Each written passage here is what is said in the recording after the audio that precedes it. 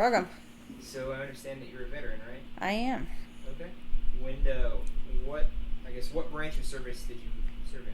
I served in both the Army and the Army National Guard. Okay. 4 years regular and a year in the Guard. So what year did you enlist? I enlisted right after high school in 1986. Okay. And I got out in 90 out of the regular Army. That's another story. I could go on about that. It wasn't by choice. I'd have stayed in. But then I went to the Guards. But before I got out of the service, they thought I needed to go to the range and qualify.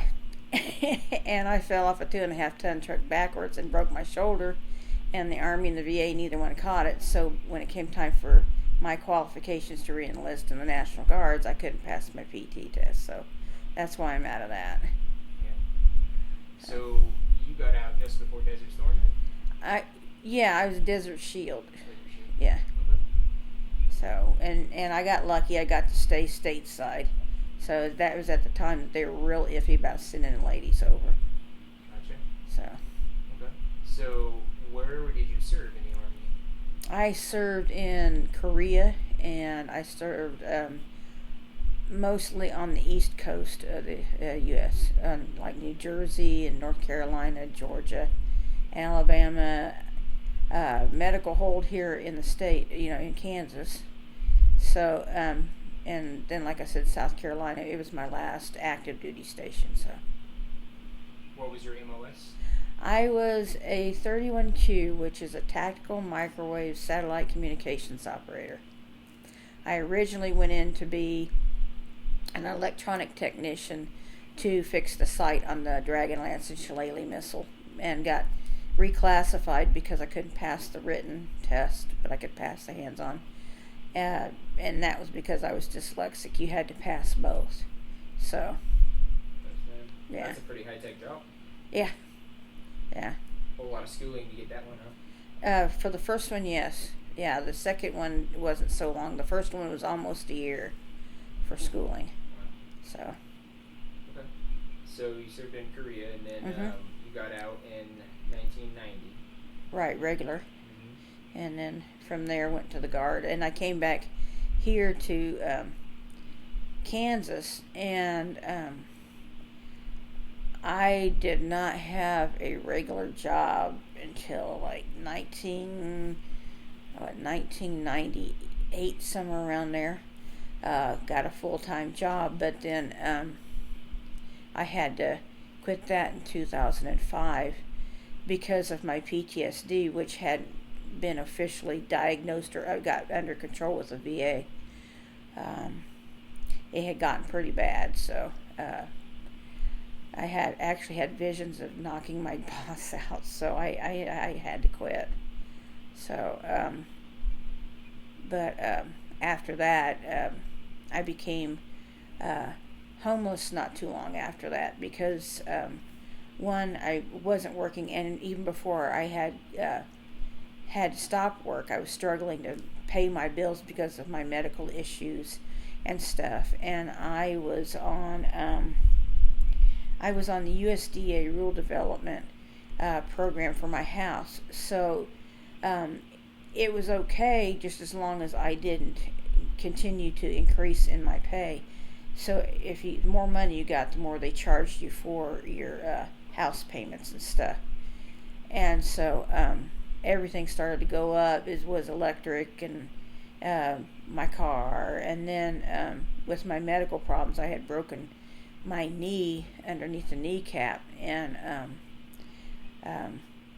Dad had set me back, and when I got my house, I had gotten behind because I had forgotten to make one payment, and I tend to do that because I have a TBI from falling off the 2.5-ton truck and some other stuff, but so it got sent to collections.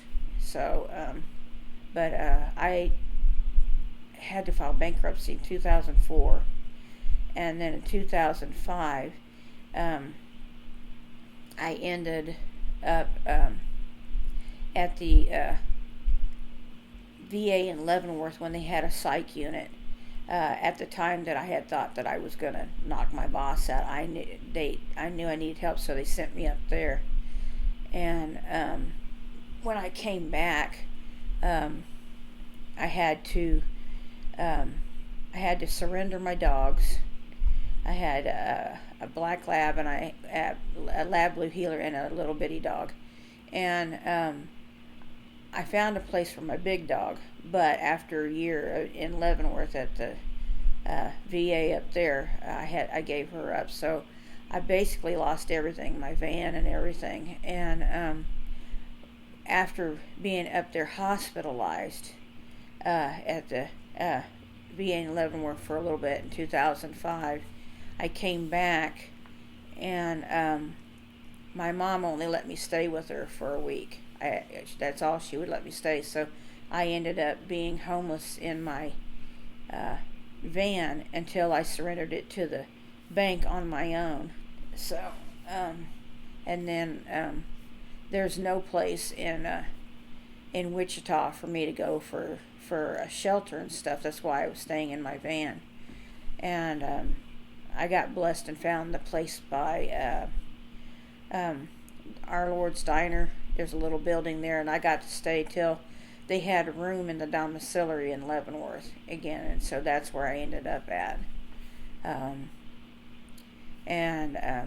After a while, they were thinking about sending me to Fort Dodge, the old place where soldiers are at, either in the nursing home or in a living community there on the base.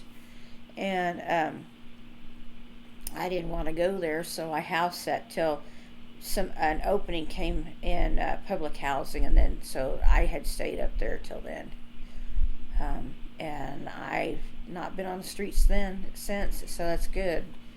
But I've still struggled to maintain a job. Now I can't do a job because of my physical limitations and stuff, but I've never been able to keep a job except for that one that I had to quit for like 7 years. So anyways, but yeah, that's where I'm at now. And I finally got service connected last month for my PTSD and military sexual trauma. So things are a lot better than they were. So that's good to hear. Yeah.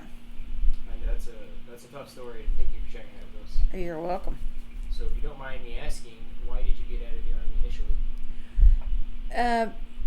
I got out of the Army initially because they wouldn't let me re-enlist because they said I was overweight. I was 154 pounds at the time, and I was bodybuilding. And I looked great in my uniform. But I couldn't measure up right. At the time, I didn't know my back curved from front to back, exaggerated. But I could never measure up right. Plus, I wasn't one to kiss butt. I believed in doing my job and treating everybody, the way I wanted to be treated. And so that didn't fly. And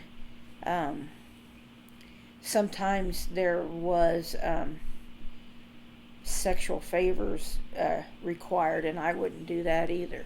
So I didn't get to stay in because I wouldn't kiss butt stuff. So, but that's why I'm out. The regular. I wasn't happy about it. I didn't want to get out. So. Yeah, I understand. So. I'm sorry to hear about the sexual harassment stuff. I mean, you hear stories about that. And yeah. I always wondered, how common that is. But the more I talk to people, the more yeah. I realize that it's a lot more common than what I hoped it was. Yeah. And I know that it's common among, I don't know how common because gentlemen don't talk about it, but, men have military sexual trauma too. Right. So. So, what would you say was the biggest benefit to you as far as help while you were homeless? The biggest benefit for me? Well, the biggest benefit for me until domiciliary picked me up in Leavenworth was the fact that, one, I had my van for a while, and not too long after that, I was able to somehow connect with this house next door and be able to stay there till the VA picked me up again. So, the biggest help to keep me off the streets was being up there in Leavenworth until I got back up on my feet. So I hear that a lot. Some of the people I talk to, it's as soon as they lose the vehicle, then it's a different story. yeah. So, and I should have kept the stupid thing, because I ended up still having to pay like $2,000 after they sold it. So you mentioned that Wichita doesn't really do anything for single women. no, they don't. And especially back in 2005, there was nothing. I got lucky, like I said, for the place next door to the Lord Steiner.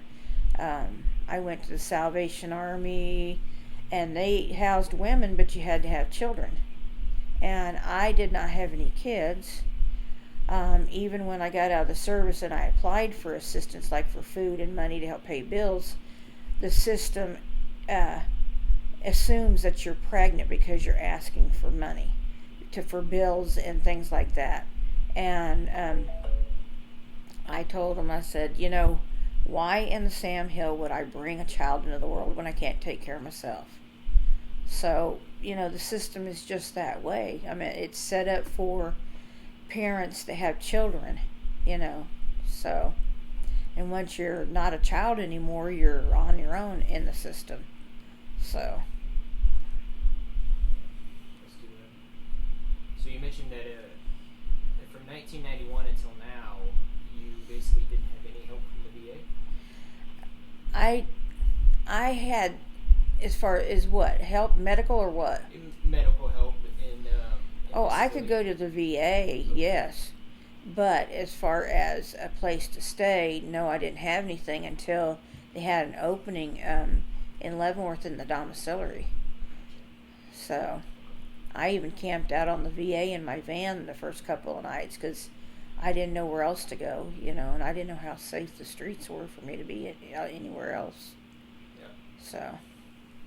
So if you could give any advice to young single women who might be in a similar position that you were in, what advice would you give them?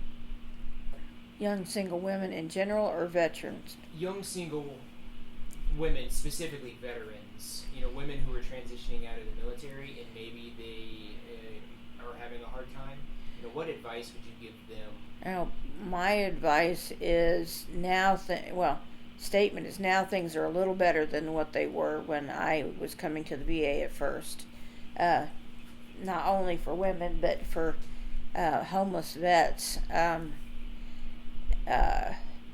If you're struggling, per se, emotionally and everything else, the system's not great at the VA, but it's something. And so I would say, plug into that. And if you're in fear of being homeless and you're a veteran, definitely plug into HUD-VASH, which is a program for veterans specifically. It's a form of HUD, but it deals with veterans in general. And they didn't have that until after I found a place in public housing. And once you have public housing stuff, you can't get any help to find something better. So thank you for that. I know there's going to be probably several people watching this on YouTube, so I want to kind of just end it with another question I generally ask, and I think we've already kind of clarified that a little bit, but what's the best piece of advice that you could give anybody that's transitioning out of the military, just in general? Just in general, don't isolate.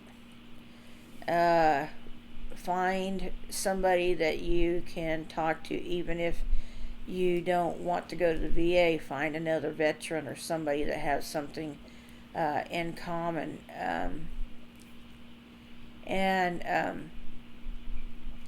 you're gonna have to be understanding when you get out, because you're not the same that you were when you went in. And your family is not going to understand that. Most of them will not understand that. There will be those people who don't understand why you just can't get over it. And that's hard for them to understand. And it's not just us in the military with mental health issues or PTSD. It's people on the outside too. There's just a big stigma for people that have mental health issues. So, Thank you for telling your story today. you're welcome.